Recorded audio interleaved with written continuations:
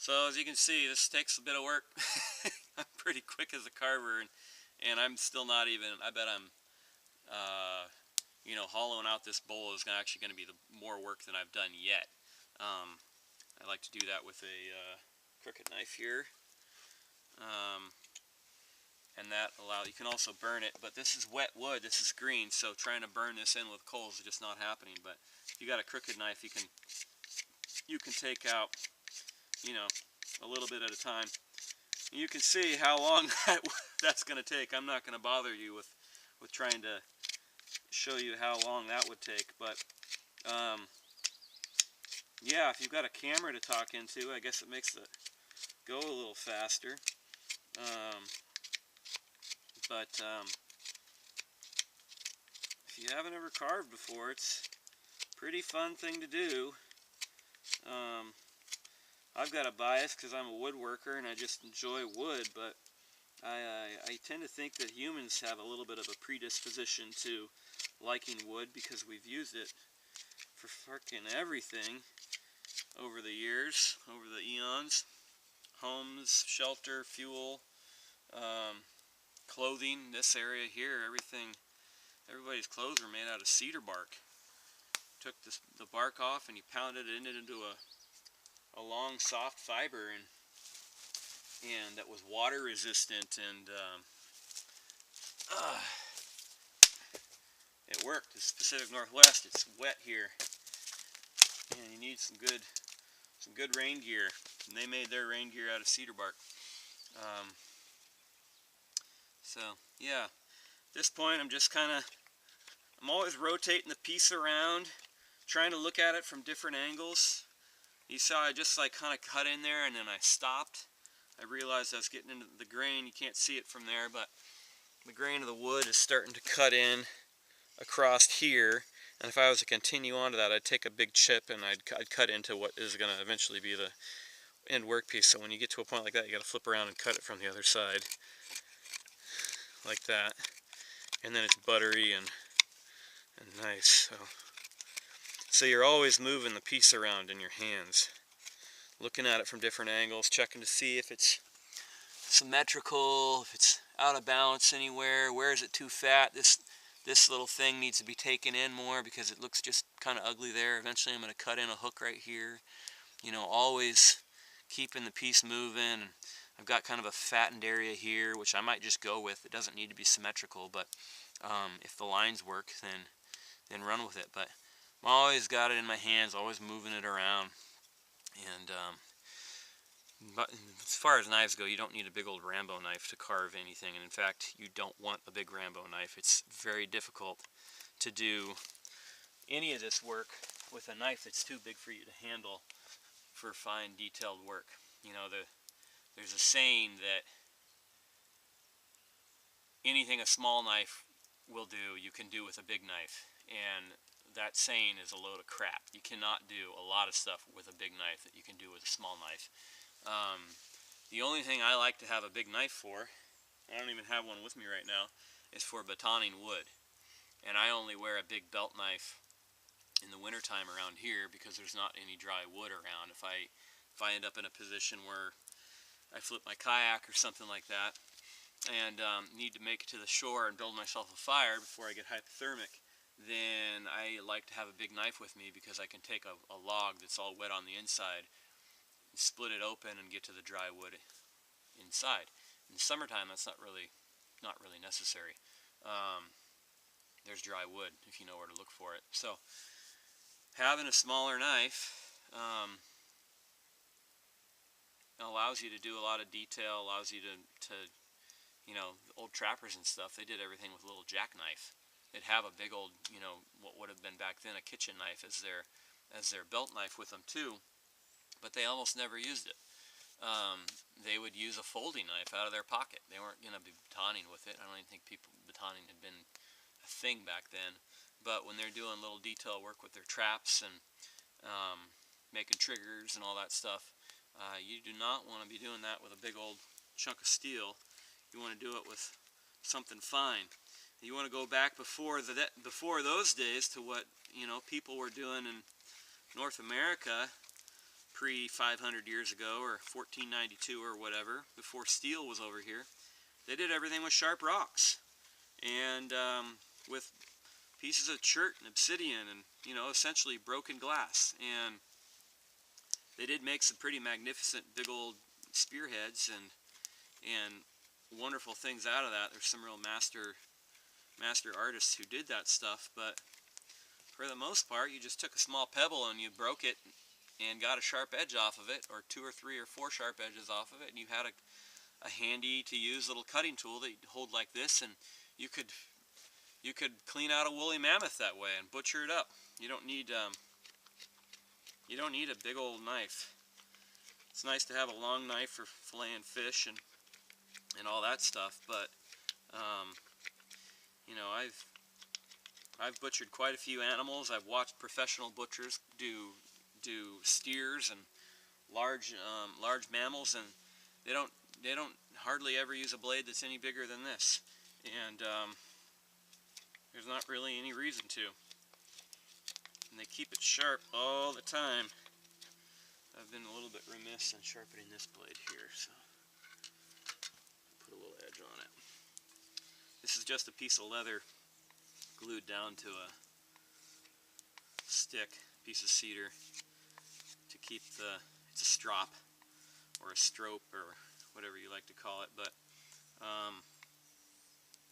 takes the very, very, very, very, very finest edge on a knife and keeps it there. Usually when a knife goes dull, it's not because the steel has actually been like removed or smashed or scratched off, it's just that it's folded over a little bit. So the strop straightens it back out, polishes the edge, and leaves a nice finish, which I can see I've got just a teeny little nick in this blade where I must have touched a grain of sand or something. That'll have to be taken out with something a little bit more substantial than a strop. But if you do have a sharp edge like that, it this over here, it leaves a really smooth finish on your piece, and you don't have to sand it afterwards. You can leave the kind of the faceted surface. You see how much faster I'm just blazing through this wood after a few passes on that strop. And yeah, makes things go a lot quicker. If you're new to carving, carving's going to be hard on your hands unless your knives are damned sharp and you're carving green wood.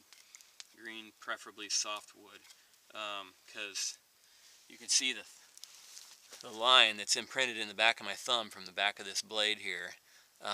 If you don't have your thumbs toughened up, that represents a fair amount of pain. after you know, a few minutes if you're really new, a few hours if you've been at it for a while. But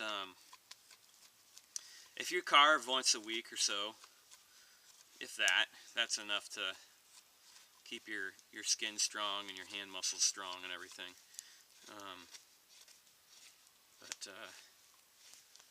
Yeah. Such a pleasant evening. This is like first t-shirt weather we've had in 6 months. Just these last few days have been so gorgeous. Got the sun coming through the trees. Looks like it's going to set in about 2 hours.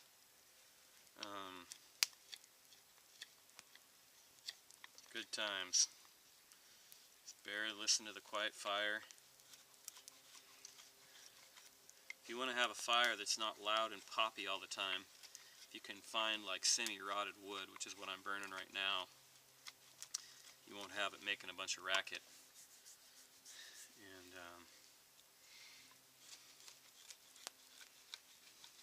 be pretty pleasant.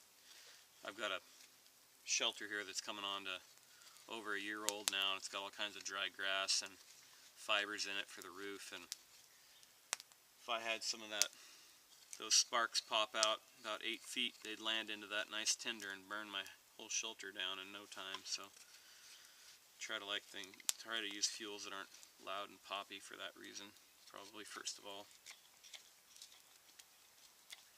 Oh yeah, you can tell roughly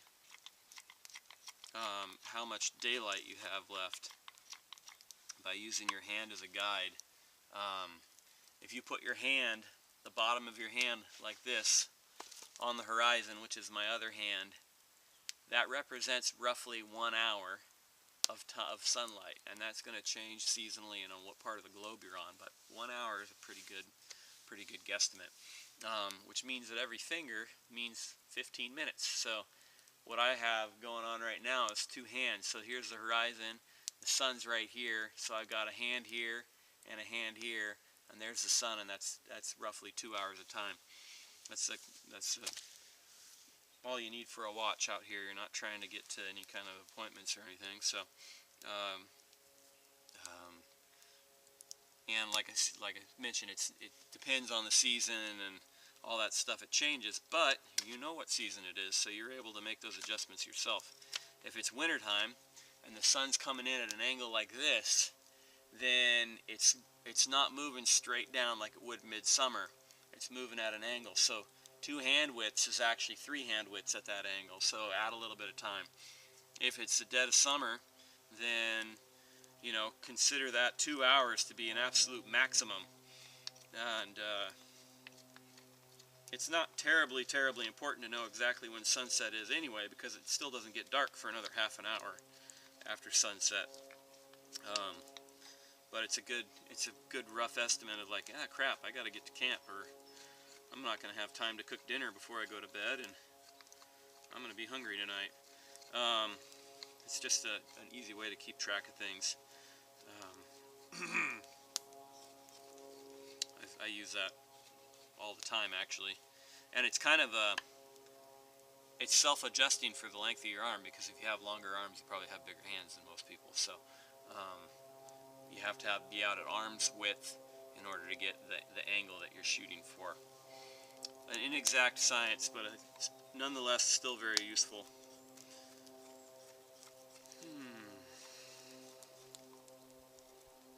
Here's a seaplane. Sounds like it's just taken off, or is taxiing on the water still. I'm on an island right now off the coast of Washington State, and it's kind of a small island. I'm actually as far from the water as you can get on the island. It's probably several miles off, but I can still hear a lot of the water noises. If there's an inversion, which is like when you get that real distinct banket of clouds overhead, an inversion layer will bounce sound really well, and I can hear sea lions barking from several miles away. It bounces off the clouds and then back down onto my place. I'm 300 or 400 feet in the air here, and like I said, miles from the coast, but I can still hear sea lions here. The weather conditions are just right. Kind of love that. I went out last night to take a pee off the porch, and it was so loud outside almost. It was like the frogs in the pond were just going off. I could hear geese from some other pond probably miles away from here. You hear the sea lions. There's last year, I don't know if they're still all around yet. I haven't gone out and counted them, but look at that. Apparently I gave myself a little nick. I didn't even feel it. But you can hear 4 pairs of great horned owls from my porch at night, because there's 4 different patches of woods that are spaced far enough apart that that you can hear them, and it's males and a female that are actually. I heard one in the middle of the afternoon today, because it's spring. It's mid to late March right now, and all the birds are feeling frisky. Everybody else is, so they're out there calling. Owls are very territorial animals. Most all species of them are that I'm aware of. I used to do a lot of owl research for spotted owls in California, and so the hooting you hear, generally speaking, is them trying to keep track of each other. They talk to each other over good distances, and then also telling all the other owls, hey, get the hell out of here. This is our little canyon or valley or patch of woods or whatever. And it's once you kind of understand the dynamics of what's going on, and you're out camping, for example, and you can hear owls, or if you live in the woods like I do, you can get it's kind of a neat little unfolding that you can start to follow. And I was out camping one night. I was doing spotted owl surveys down in Mendocino National Forest in Northern California 6 or 7 years ago, and I worked till well after 2 a.m. Had a huge survey to do. Was working 70 to 90 hours a week, just totally out of my mind, tired. Got back to to camp, which was really just a sleeping bag thrown out on the gravel road. Fall asleep, and I could hear a pair of spotted owls calling, which I had just been surveying them for the whole night, and you could hear the male and the female chatting back and forth to each other and keeping track of each other, and then all of a sudden you heard a third spotted owl call, somebody who'd just come into the area and apparently didn't know where he was or she was, and the other two owls like zeroed in on it. You could hear them calling to each other, and I'm listening to an area of probably 40 or 50 acres, and you heard those two, that pair who is territorial and trying to keep their zone free, so that they're the ones that are hunting all of the red tree voles or the chipmunks or whatever it is they're eating in that area.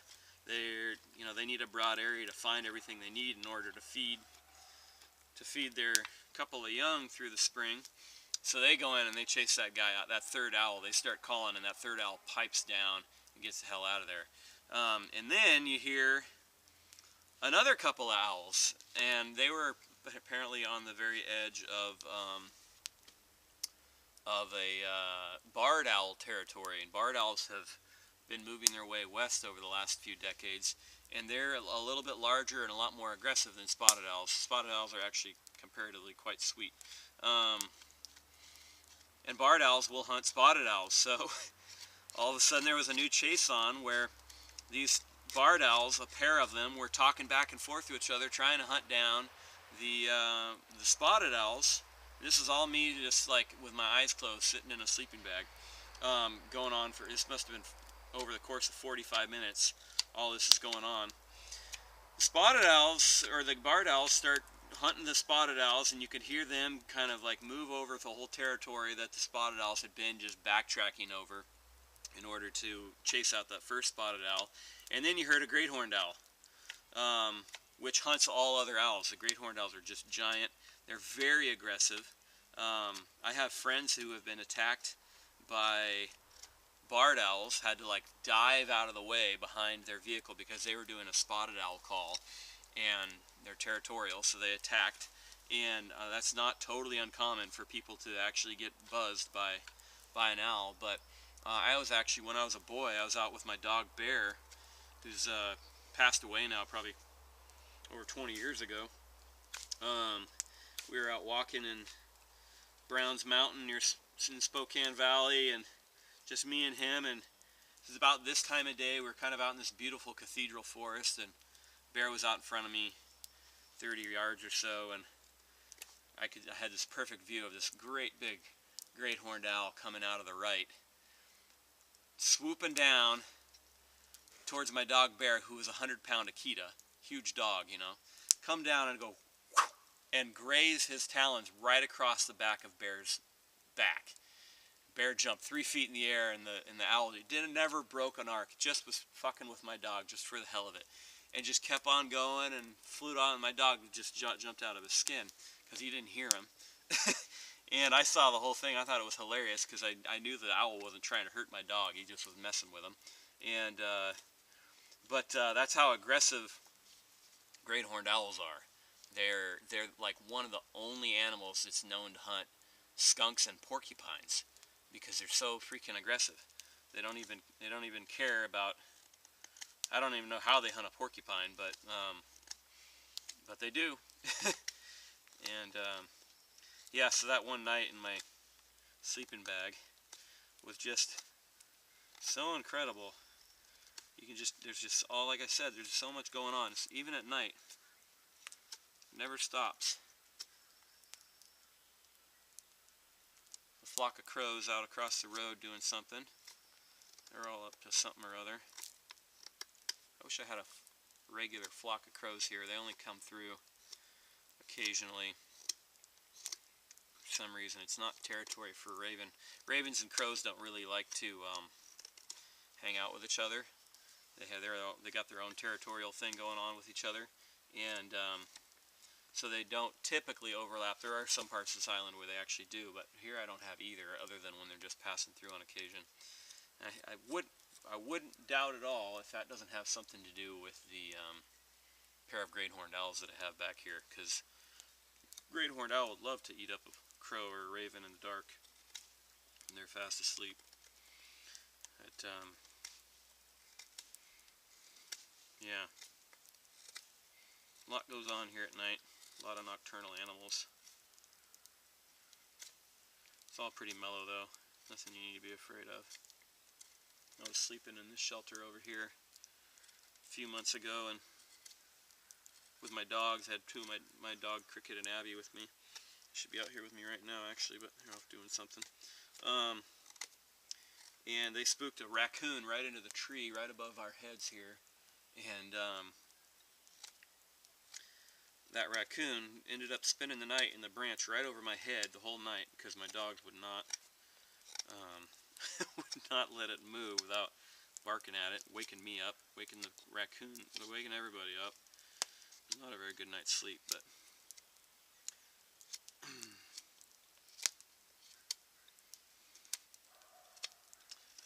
so you can see I'm not really even paying all that much attention to what I'm doing. I'm just talking to you guys mostly and letting my fingers do the walking, and whenever I just kind of notice something that catches my eye, that seemed like this little bulge right here. This is kind of out of the, trying to release a shape out of this block of wood here, and that bulge isn't part of it, so just always rotating it around. It's still got these big old facets on it still from the axe coming through. You can see from there it's got this weird slope on it here. There's nothing wrong with that. You know, doing asymmetrical work is a lot of fun, but that's just all I'm doing. It's just kind of like a meditation. It's not really a whole lot of conscious thought. Allows you to have some time to yourself in your head and yammer on like I do.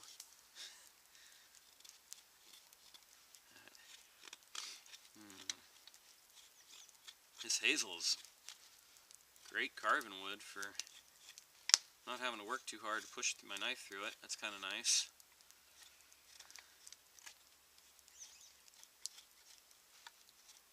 As I do tree work for my clients, it usually ends up being fruit tree work, because I do a lot of stuff for orchards, and I teach pruning workshops, so people know that's what I do. But this comes from my client Susan's house, and she's got a fair number of ornamentals, and hazel isn't exactly an ornamental. It's got productive nuts on it, but because I work with, you know, who knows what, I get the opportunity to access all these different kinds of wood and play around with different kinds of grain.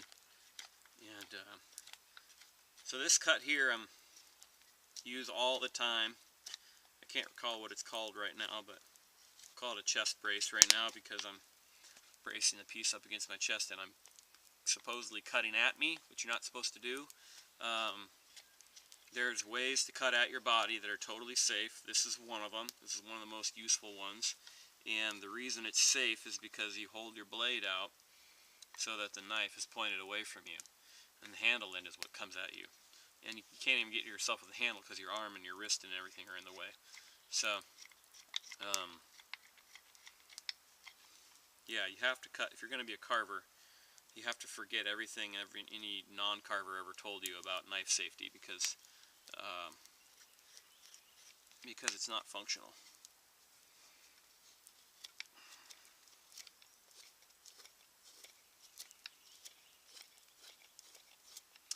If I knew what shape I was going for a little bit earlier on, I could have done a lot more of this wood removal with that hatchet. Because you can see this way of doing it is real slow. But I take all of these wood chips. I have a composting toilet in my house. I let them dry out near the fire here, put them in a bucket, and then I use this as the bulking material for my composting toilet. And then all this hazel, because it's a non-coniferous wood, it's really good for the soil, so I use it to mulch the orchard that I have here, and it all goes back in the soil and mixes with the heavy nitrogen of the humanure from the composting toilet. Allows it to break down compost naturally, and any would-be pathogenic materials are dealt with and turned into fertilizer. So it's actually composting human waste is a lot safer than most people think it is. If you're not sick, then you don't have any pathogens in you to pass on to somebody else anyway. But it seems to me a lot healthier and safer than shitting into fresh drinking water and then flushing that down the toilet to God knows where. If you can take care of it on site and not mix it with our very, very limited supply of fresh drinking water on the planet, and why not? Especially if you can make really sweet soil with it. Grow good food. We live on, like I mentioned here, we live on an island in the Pacific Northwest. It rains a lot in the wintertime. That's what we're famous for. People don't know that it doesn't rain at all in the summertime. It won't rain for 4 months, or it'll sprinkle once or twice in that amount of time. So we have an annual drought and an annual flood every year. Without fail, it's going to get wet in the wintertime, and it's going to stay dry all summertime. So that sets up an interesting situation in the soil with micronutrients. In places like the Midwest or back east, where it rains, somewhat regularly through the summer, they end up having an evaporation cycle in the summer. So say here we get rain for months, water flushing out any water-soluble nutrients that are in the soil out into the Salish Sea, which is the sea that I live in. So all these micronutrients that should be in the soil, or normally would be in the soil, are out in the ocean after it's been 10 or 11,000 years since our last ice age, so that's how old the soils here are. And that means that it can be really hard to grow certain things or graze animals on hay that's here, because in addition to the rain, there's been 150 years of people haying the land here and just taking stuff off of the land and not replacing it with anything. So we here have soils that are depleted in certain water-soluble micronutrients. But we have a ferry that comes to the island a dozen times a day with big trucks on it and food for everybody to be sold at the grocery store, and people who've made their runs to the grocery store on the mainland instead of buying from local farmers. And we have all this influx of nutrients that come from all over the world. I had avocado for lunch today that was definitely not grown in Western Washington last week. So that's represents a fair amount of nutrients that came from maybe some volcanic soil in Fiji or who the heck knows where. But it's going to have nutrients in it that maybe I don't have, or even if I do, why not still put them back in the soil? So all that ends up going through me and into the composting toilet, and I am able to harness it and put it back in the ground and make my soil better. And this is a Mediterranean climate. That's what climates that are wet all winter and then dry all summer are called, as Mediterranean climates. And this is a very Mediterranean climate. So that lack of evaporation cycle I was talking about, those if we did have rain in the summer, the ground would get wet. The water-soluble nutrients in the soil, in the deep subsoil, come up through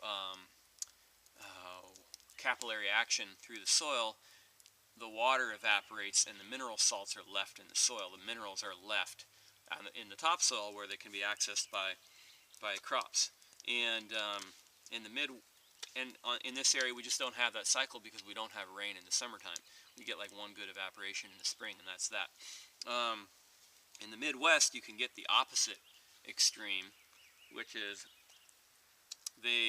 anywhere that they irrigate too much or too regularly, you'll get that action where all these mineral salts are being brought up to the topsoil, water evaporates, and you're over-salting your soil, and you can basically make it sterile for centuries before those flush out to the point that that the salts aren't too high for plants to live in, because